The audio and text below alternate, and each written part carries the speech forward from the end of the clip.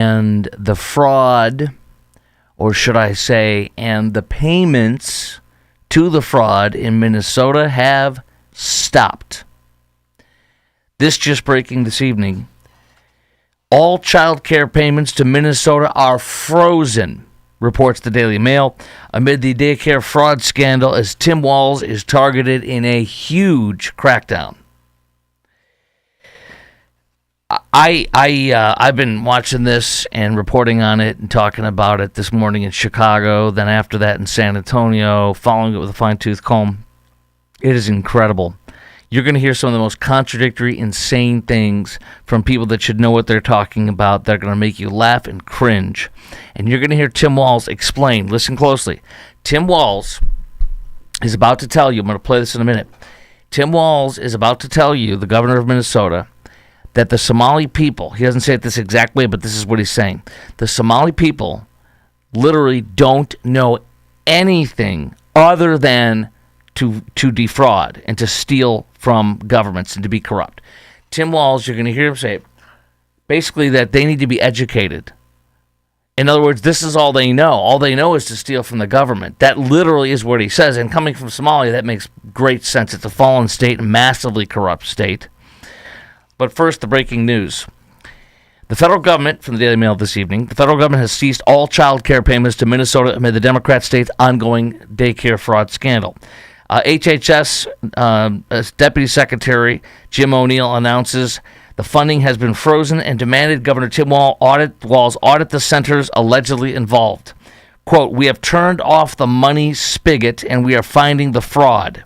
This all comes after independent journalist Nick Shirley broke everything wide open. Now, they mocked him. They ridiculed him. CNN did a piece mocking him, in their tongue-in-cheek, but yet cloaked in official news story. Minneapolis Star-Tribune mocked him. Reporters from there tweeted how this was already been done, and this is nothing new, and there's nothing new in here, or that it's been checked out and nothing happened. Reporters at the New York Times put a series of tweets with like 5 stories they've done on this fraud for the past several months, as if to say this has already been reported on. Also, KSTP, which is Channel 5 Eyewitness News. I used to work in that building for KSTP Radio when it was a great talk station in Minneapolis, St. Paul. And they did a series of reports. They didn't mock anything, by the way. They just did a series of reports that have gone viral as well, but not like Nick Shirley's. They mocked him. They attacked him. It was the only reason that Tim Walz he's in the middle of running for a third term, which is unprecedented. No governor in Minnesota has ever run for a third term. He's going to drop out before that. I think he's going to stay in the office and ride out the term if he doesn't get forced out before. You have several Republican state house members, several Republican state Senate members, all Republicans, calling on Walz to resign. You also have House Whip Tom Emmert from Minnesota calling on Walz to resign tonight. They're all Republicans, though. But it's going to get worse and worse for Walz. It's possible he gets pushed out before he finishes this term, but I think he's going to simply ride out this term and drop out of the race as a third-term governor. Now, here's what happened. It's incredible. There's so many pieces of incredible information I can share with you. I want to share with you. I'm excited to share with you. The New York Times, the Star Tribune, the CNN, all these places, and New York Times can claim, we already did this. This has been everywhere. Everybody knows it, which is somewhat true. They've done this, but listen.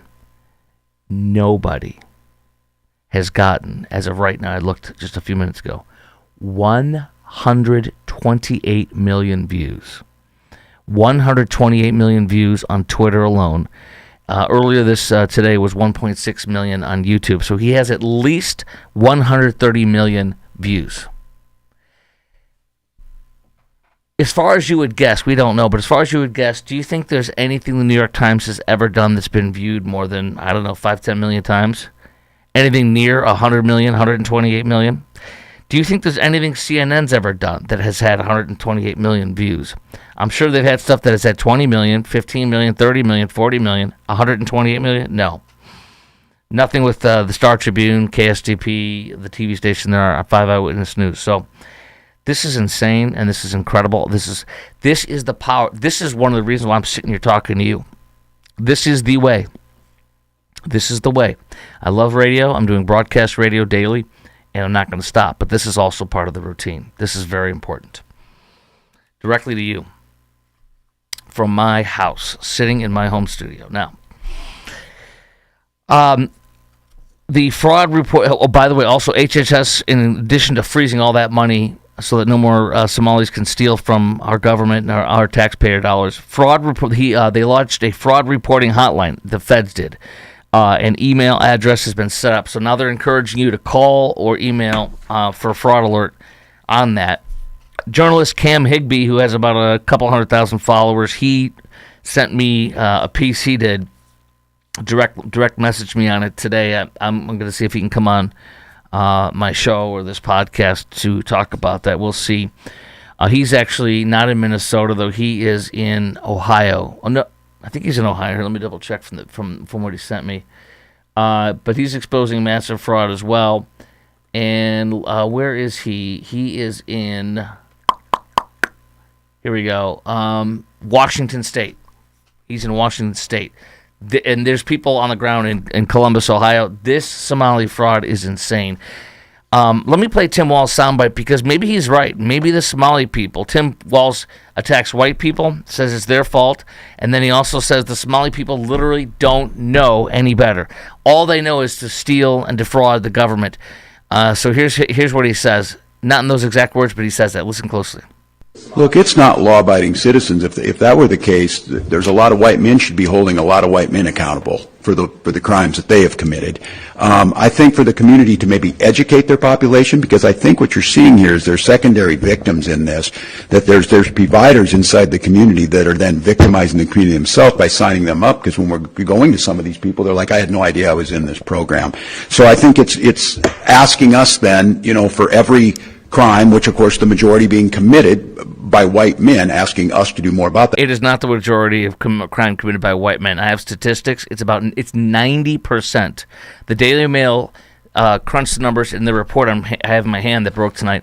There are 3 major cases. There's like 5 cases at least of like different departments. It's insane.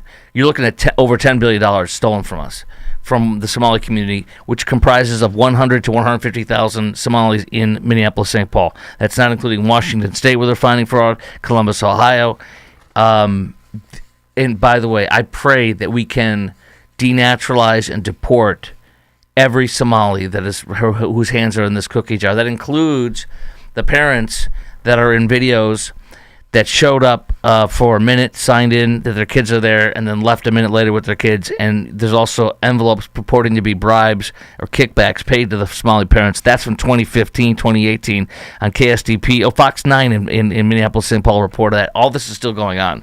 But let's continue. You're going to hear Walz say Somalis literally don't know any better. All they know is to steal, and we have to teach them not to steal from the government. This is their default. This is the way it is in Somalia, is basically what he's saying. Listen to this. I think it's crime in general.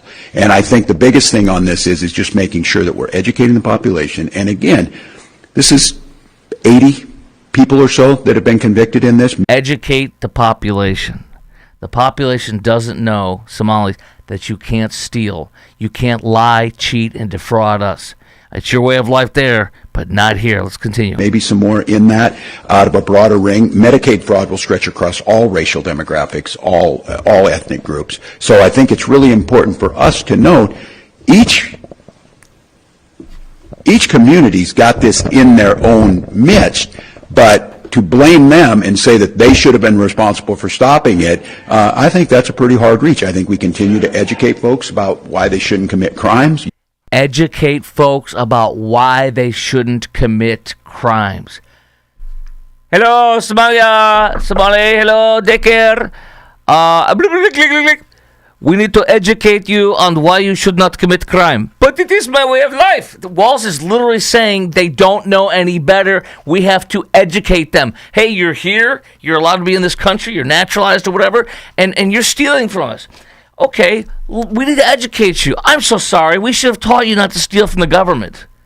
That's what he's saying. He's saying the Somali people. So either Tim Walz is racist or Tim Walz is telling the truth that the only default, the only thing Somalis know is to steal from the people and their government. You would hope that it's being taught both at home and at schools and in our society. But no, I think this idea that the Somali community is to blame for this because they didn't do more, I think that's how we got into this. Somali, it's not their fault. He said it twice. You have to educate them. They don't know any better. You got to teach them. And that's, again, don't... Hello, I come to your country. Hello, there's money over here from the government. I steal. I steal over here. I steal. What? That's not okay? You have to teach me. I did not know. I know we're not going to lose the whole plot here. All this work that's being done, Donald Trump brought this to the attention like this is something brand new. This is not brand new, and it's been being worked on. But he made it white hot and very dangerous. My buddy Eric Erickson wrote this today. We need Donald Trump to hop on Air Force One over to Minnesota and to do a press conference so the national news networks cannot ignore the story. Put a presidential spotlight on it, brand it as Trump was right again. And he also says wealthy white celebrities went to jail for paying money to boost their kids' SAT scores. Operation Varsity Blues, if you recall. Felicity Huffman, Lori Loughlin went to jail. If we have a system that will throw wealthy white parents in jail for the gaming the system, we also need a system that throws immigrant fraudsters in jail for gaming the systems. Trump, please show up there on Air Force One and have a press conference. I agree with my buddy Eric. Now, State Rep Tom Emmer said this. $4 million of hard-earned tax dollars going to an education center that can't even spell learning. It says leering. And by the way, on the thumbnail for this podcast, you have both Nick Shirley and the guy named Dave, I think, who did all the hard work and exposed this, and then Nick Shirley picked it up and ran with it with him. Dave and Nick are wearing a shirt that says Quality Leering Center, the ticks their logo, and then it says 1-800-FRAUD, and they're selling them. Good for him. Good for him. Make millions, dude. Good job. The New York Post, this is great. Here we go. You're going to hear this lady, this complete clown, I'll even say ass clown, this woman who is in charge of child care, child welfare, all these different things for the state of Minnesota. Her exact title is somewhere around here. She comes out and she tells you that this Quality Leering Center, she says, no, that was closed a week ago. However, the New York Post, the day before, or the day of, she said that, which is like yesterday. The New York Post showed up after Nick Shirley did this bang-up job. The New York Post showed up. They're standing in front of the parking lot of the Quality Leering Center, and all these, quoting the New York Post right now, ready? All these Somali, these kids, and these 12 workers show up. They're daycare workers all of a sudden, and all these kids are being, according to the New York Post, trucked in. Neighbors are asked about this, and they say, we haven't seen anybody in this slot. It's been abandoned for years. Nobody's there. This is incredible. We didn't know anybody was going on there. It's all a lie. But you're going to hear the audio from, this is so great, the New York Post, while their kids are being trucked in front of them, they're recording. A Somali guy who works at the daycare center, the fake daycare center, Quality Leering Center, says, get the F out of here. He's swearing at him. He's cussing at him. This is, by the way, this is who I want to watch my kids. I want my kids, now they're 19 and 22, but when they were 3 and 4, I want them to go to the Somali guy who's yelling, get the F out of here, full word. Who doesn't want that? That's perfect for your 5-year-old, 3-year-old child. He says also the Quality Leering Center wasn't closed down. The hours are 2 p.m. to 10 p.m. Because everybody works 2 to 10 p.m. That's when all daycare, most daycare centers are open. Now they're not up until 2. So here is that. You're going to hear the Quality Leering Center guy cussing as people are being trucked in, kids are being trucked in, and then you're going to hear this lady that's in charge of this program and all these children welfare programs and such, saying, no, it was closed a week ago. She doesn't even know. It's open. It's closed. She says it's closed. No, it's open. Is there fraud going on here? No, it's a video. I just want to know. What's your response? What's the problem? Huh? Get the out of here. Get the F out of here, full word. What is your problem? What's your response to the allegations? Is there fraud going on here? And is there children? That's all. Don't harass me for the here. We are aware of a video that's being circulated that has gained local and national attention about child care centers in Minnesota. While we have questions about some of the methods that were used in the video, we do take the concerns that the video raises about fraud very seriously. Each of the facilities mentioned in the video has been visited at least once in the last 6 months as part of our typical licensing process. And in fact, our staff are out in the community today to visit each of these sites again so that we can look into the concerns that were raised in the video. So I won't go into any detail about whether or not any of these have any open investigations. I will share that our team was notified that Quality Learning Center closed just over a week ago. And I believe the details that were given at that time were around space concerns. And that's what was shared. The previous one I mentioned that had been closed some time ago was Mako. Quality Learning Center, she said, was closed a week ago. No, it's open. Get the F out of here. It's open. Look at the children being trucked in here. Get the F out of here. Get out of here. Okay, Walls. Let's see what else I got here. So the New York Post, they were trucking kids in. That's what you heard. She says it's closed, which is a lie. Or at least false. More than a dozen alleged daycare attendees were ushered into the facility. We've never seen kids go there until today, said one nearby resident, told the New York Post. That parking lot is empty all the time. I was under the impression that place is permanently closed. Oh, yeah, the woman that I just played for you is Tiki Brown, downtown Tiki Brown. She's from the Minnesota Department of Children, Youth, and Family Commissioner. And she knows what she's doing. Okay. Acting U.S. Attorney Joseph Thompson for the District of, I don't know if it's the District of Minneapolis-St. Paul, I think it's for the District of Minnesota, but Acting U.S. Attorney Joe Thompson says, to be clear, this is not an isolated scheme, like Walls would tell you. Not an isolated scheme, from feeding our future to housing stabilization services to now autism services. These massive fraud schemes form a web that has stolen billions of dollars in taxpayer money. My estimation is at least $10.6 billion. Now here's what the Daily Mail says. Remember Tim Walz? It's not just the Somali community. Yes, it is. Almost exclusively. Look at this from the Daily Mail. Of the 3 cases I just mentioned, housing, feeding our future, autism. By the way, that's not including the $9 billion whopper of Medicaid. Which, of that one, I think it's 72 of 78 people taken down in that Medicaid scheme, stealing $9 billion. 72, or not, it's feeding our future. 72 of 78 of them are Somali. What is that, like 93%? But look at this. Of the 3 cases noted above, Daily Mail says 90% of the perpetrators that have been charged have been of Somali descent. It is almost exclusively a Somali theft ring, and Tim Walz must be right that the Somali people need to be taught not to defraud their government because that's all they know. Denaturalize ASAP. The ones taking kickbacks and bringing their kids in for the fraud, the one running it, the ones taking any paychecks from it, the whole thing, denaturalize and deport after you drain their bank accounts dead. Remember, this started with, 5-star resorts renting a seaplane to land and go to a 5-star resort in the Maldives. Okay. Nick Shirley, First Lady, Representative Mary Franson tweeted this out. Hey, Governor Walz, paging Governor Walz, she tweeted, why is the child care licensing page down? The child care licensing page for the state of Minnesota was taken down today. What are you and DHS hiding, she asks. Nick Shirley retweets it and says, Tim Walz and his fraudsters have taken down the child care licensing page.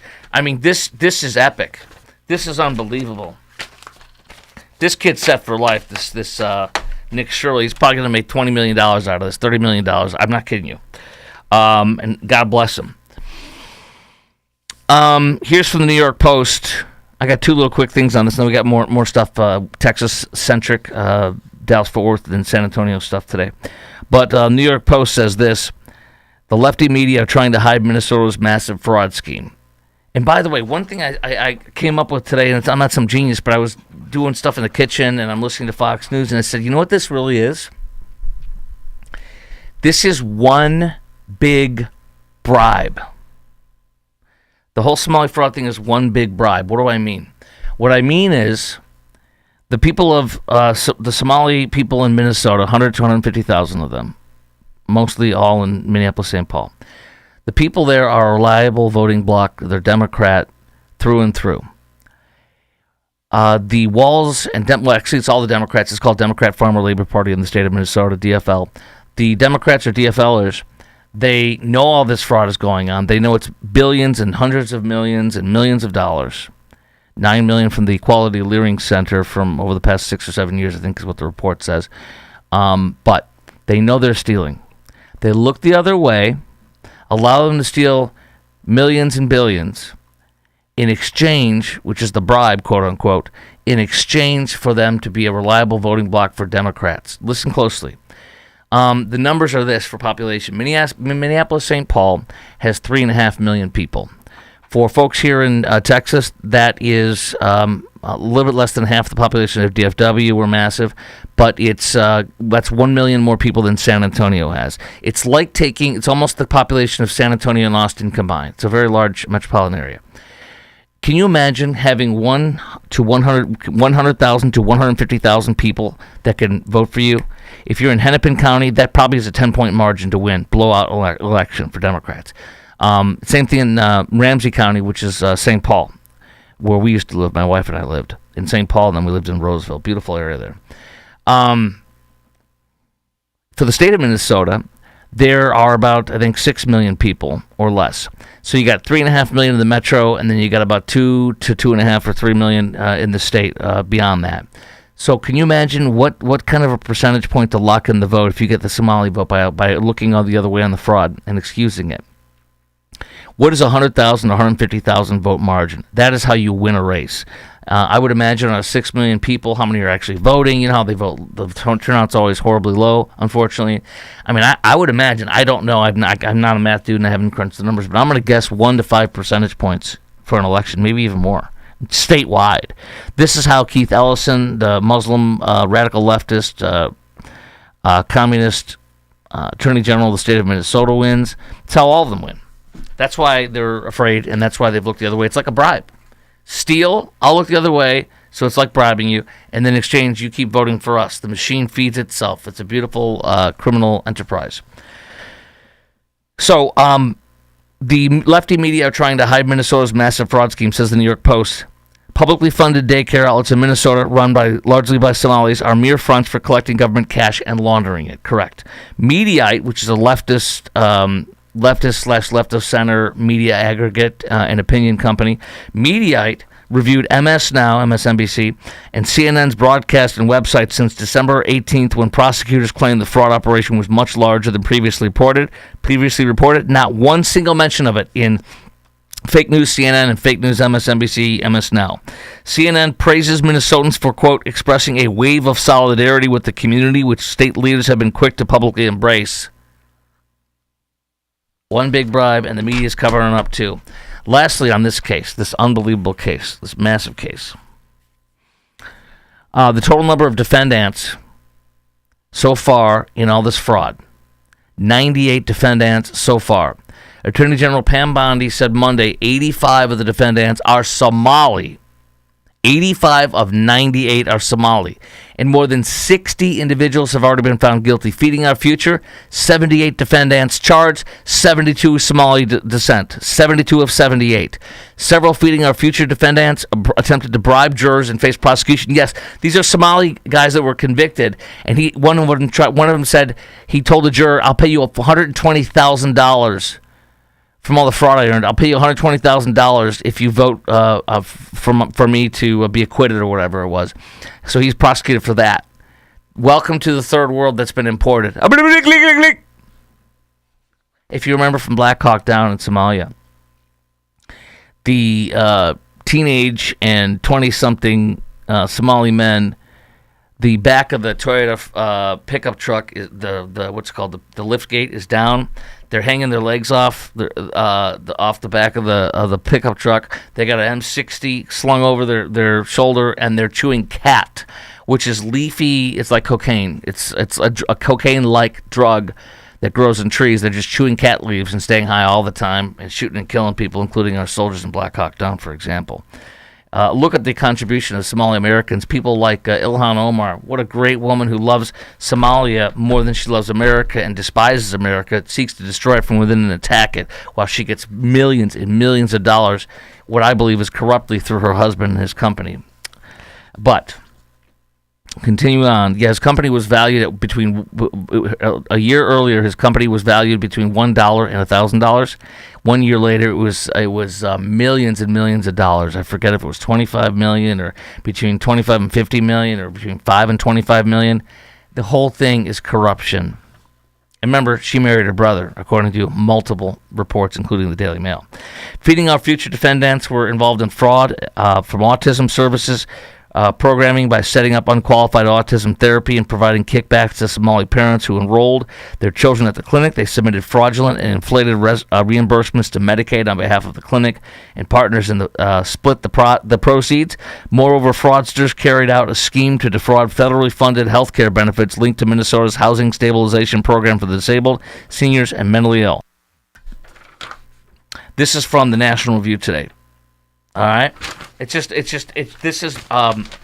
is a massive story. You know, it's funny. It's at the end of the year, but this could end up being the story of the year. And I'm going to tell you what my producers in Chicago, and I were talking about this morning on the radio, off the air, and between breaks. It's so slow. It's just so true. Right now is the slowest time of the year for news. This is an incredible time to be doing a show in this time of the year. This normally does not happen, but what a huge, massive story. What a bombshell. That keeps blowing up and unraveling.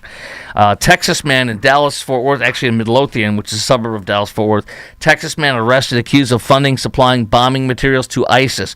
A 21-year-old young man was giving crypto and giving materials and teaching who he thought was an ISIS supporter. He is an ISIS supporter, according to authorities. 21-year-old John Michael Garza of Midlothian. He provided explosive precursors and instructions on how to assemble shrapnel-laden device, reports the federal government. Undercover New York City Police Department flagged. They are FBI level and beyond terrorism at New York City Police Department. They have to be. Thank God for them. So they're catching people all the way over in suburban DFW.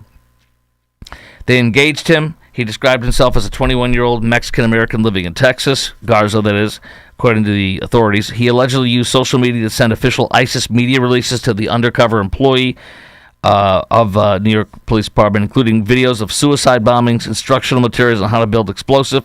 He sent cryptocurrency, believing the funds would be used to purchase firearms to support the terrorist group's mission. It goes on and on. Last Monday, he met with one of these undercover officers and handed over bomb components to an undercover agent he referred to as an ISIS brother, the reports say from the feds. He reportedly explained how to mix the chemicals suggested surrounding the device with nails to increase its lethality. Terrorist among us. Remember from little old tiny Italy, south of Dallas-Fort Worth. It's like it's south of Waxahachie. I would guess it's a 30-minute drive from the most extreme southern part of Dallas, like the most extreme, where you're about to cross into one of the suburbs down the Duncanville maybe or whatever. You got to go about 30 minutes is my estimation from the extreme far south Dallas. You got to go 30 minutes probably south, and then you can hit, without bad traffic, then you can hit Italy. So it's not even a suburb. It's outside of it. It's an exurb. It's right where 35E and 35W come back together way below the Metroplex by 30 miles or something. I don't know. Anyways, there was a terrorist there, a Muslim terrorist guy, Hossan Smadi or Johan something Smadi, and he thought he was blowing up the Fountain Place. You know, it's I call it the Big Blue Diamond building in downtown Dallas. He even hit the button to detonate it, but it was FBI types, or undercover counterterrorism people that gave him the fake bomb, inert bomb materials, and the remote control. And he was standing at the top of a parking lot, like across the street or a block away, and was waiting to watch it crumble, and he hit the button, and nothing happened. They cuffed him right there. It's all around. I mean, not everywhere, but it's here. It's here in Dallas-Fort Worth. You think it wouldn't be? It's here. There was one in terrorist arrested or attempted terrorist or whatever in Houston recently. All over the place. Now, this is wild, and I'm not surprised. Downtown Dallas. This is the Wall Street Journal. Downtown Dallas. Dallas is booming, except for downtown. They have a 27.2% vacancy rate in downtown Dallas. Real estate investors purchased $51 million in downtown Dallas office property in the first 3 quarters of this year. $51 million sounds big in the first quarter of this year. No, in the first quarter of this year, other investors, instead of $51 million, they've spent $1.8 billion buying office property in Dallas's suburban markets. Downtown is starting to crumble. It's one of the downtown Dallas is the second worst hit central business district in the country. The downtown is the second worst hit in the whole country. The only one that's worse is downtown Seattle. Are you surprised? Literally, Dallas is at downtown Seattle level, crumbling from inside with people leaving. AT&T, the tallest building in Dallas-Fort Worth, the icon with the typically green neon all the way up. It's like 82 stories or something. I think it's the tallest building in Texas. The iconic AT&T Tower, AT&T is considering moving out. And they're looking at Plano, 2 different locations in Plano where they have pickleball courts, golf simulator, gaming arcade. Dallas City Manager Kimberly Beiser Tolbert said she's focusing on trying to keep AT&T downtown. AT&T says no comment. They have 6,000 employees at the downtown headquarters. You guys better figure this out. And they're people are feel unsafe, they say. You got bums, you got aggressive panhandling, you got crime, and they ain't going to do enough about it. And so one of my friends, realtor and such, here in the Metroplex, said that downtown Frisco is going to be the epicenter of the Metroplex in 20 years or so, maybe 30 years, and he's right. I mean, you got an airport being built, I believe, in McKinney. You've got the Star, the Cowboys practice and headquarters in Frisco. I mean, it is on. You have Plano with their United States headquarters. Their U.S. world headquarters, I guess you call it, North American headquarters are in Plano. It's on. The boom is not happening in Dallas anymore.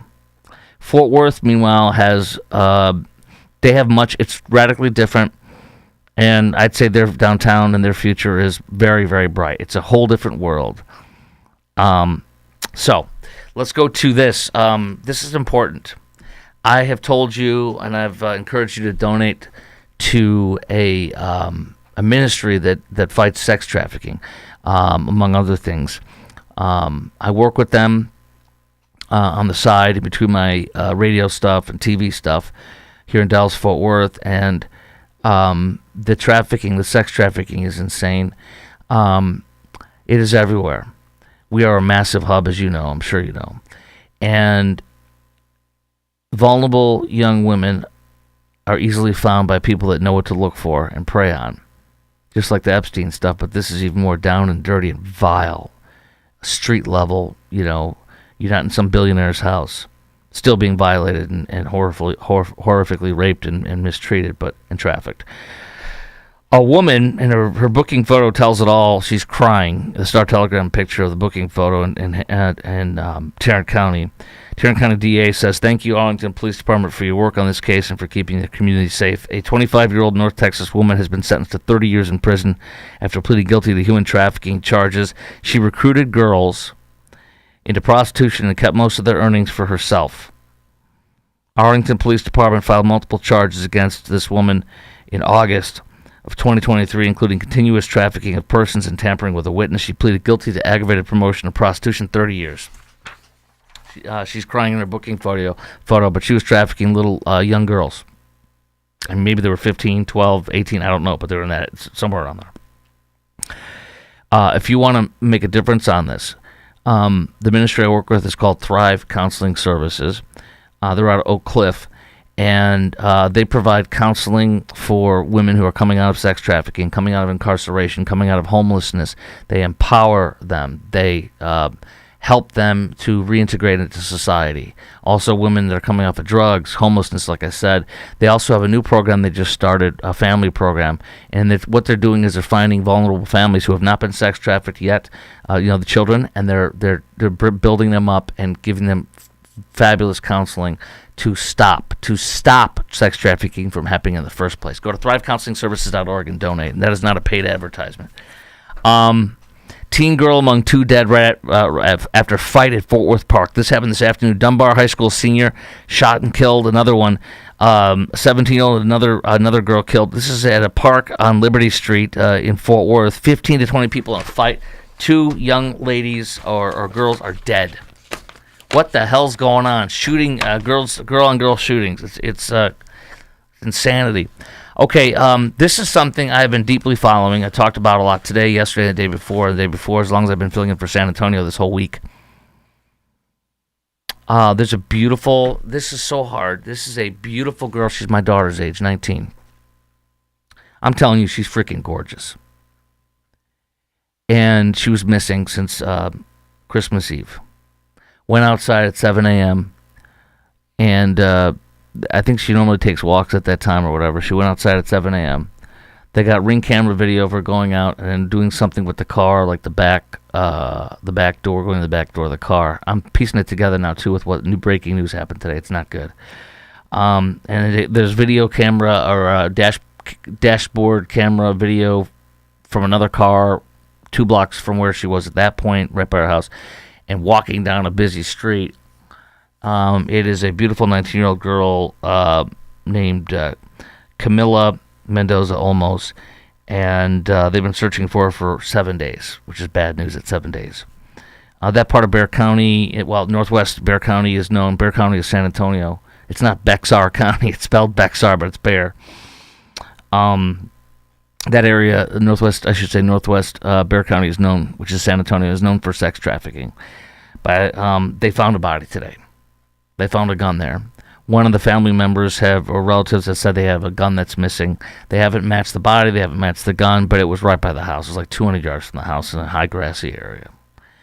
And the message on this, I've been telling this on the radio today and yesterday. My daughter is 19. Her friends, it was very hard, thinking about that. Her friends, a couple of them, COVID and social media destroyed our young women and men. Many of them became suicidal and depressed. I mean, it was a freaking powder keg with these young ladies. And a couple of these girls were self-harm, suicidal. Their parents had no idea, but my daughter did, and she shared with us. And my wife, this is 2 separate times over several months separately. 2 girls, my wife went into the room, into my daughter's room with just the girl, and she talked to her. You know what she really did? She listened. And the girls their tears would flow and they'd pour out. And it was a dam breaking where they could share. And their parents had no idea.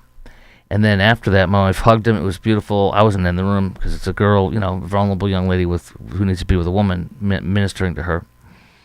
And then my wife would come out 2 separate times, like I said, over several different months.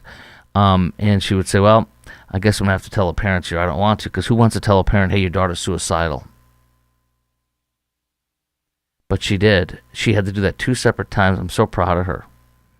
Because you don't want to offend the parent. You want to be rude, but you're like, hey, dude, you don't know this, but there's a freaking 4-alarm fire. Your daughter's going to kill herself. And you have some parents who don't believe in medication. You have some parents that don't believe in counseling. Let me tell you something. I am 120% advocate of counseling. Counseling has changed my life. It's changed my marriage. It's changed my entire family. And I'm speaking passionately. And I'm almost tearing up. We have not needed to see counselors for several years now, by God's grace. But there's been times with my son, there's been times with my daughter in their lives. There's been times with me and my wife. There's been times with me. And I have drained that HSA and drained my bank account. It's been several years. And there's a reason why it's been several years, because we have been healed through godly Christian counseling. And that's what the Thrive group is too, by the way. They do counseling too, but it doesn't matter. Find a Christian counseling service. They will, licensed practicing counselor. I'm telling you, everything changes. You got to fight the fight for your marriage, like I did with my wife in a good way, and like my children did with their struggles. So, one more thing. I'm sorry, I don't mean to be whizzing in your ears and a bummer. This is really important too. Ed Wallace is a legend in Dallas-Fort Worth. Ed Wallace is a car critic. Ed Wallace is a genius. Ed Wallace was on. I was brought here over 16 years ago, to do afternoons at 570 KLIF. Ed Wallace has been on 570 KLIF, I'm going to guess 30 years. I got no idea.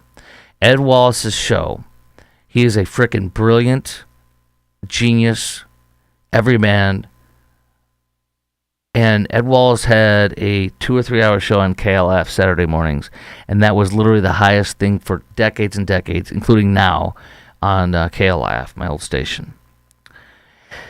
And they tried year after year for like a decade or two. They tried desperately to get him to do a weekday show because it would make so much money and the ratings would be so high. But Ed always said no. And I knew that Ed was an icon. Ed Wright has written for the Star Telegram for decades. He was on Good Day, Fox News, or Fox 4 here in Dallas-Fort Worth for years. 26 years of weekly car reviews on Good Day. His wife, he told me all about her, when I talked to him in depth every once in a while. Every time I saw him, I talked to him as long as I could because I just wanted to soak up this guy. He was very nice to me. He laughed at my jokes. I appreciated I'm younger, and I just always looked up to him and I think he's an icon. His wife, Judy Smith, worked at Fox 4 for years. She retired, I didn't know it was this long ago, 13 years ago. I remember he told me she worked there when we talked a long time ago. Anyways, Ed just passed away. Ed Wallace, 72 years of age, passed away at his house. We don't know how or why, but he was at home. And I appreciate the write-up from Fox 4. And I want to also say, I want to just pay a quick tribute to Ed, and what a wonderful, sweet man. Ed, thank you for being kind to me. Thank you for laughing at my jokes. Thank you for just shooting the breeze with me anytime, all the time, because I had a lot of respect for you. And I looked up to you, and I still do, even though you passed away. But the other thing is, too, Jerry Reynolds, the car pro. You know this if you listen to my old station, WBAP. Jerry Reynolds is an incredible man. Jerry is a generous, kind, and sweet man. His blessings and all of his success stem from him being a kind-hearted, wonderful, and sweet man. God bless Jerry Reynolds, too. All right? I will see you tomorrow.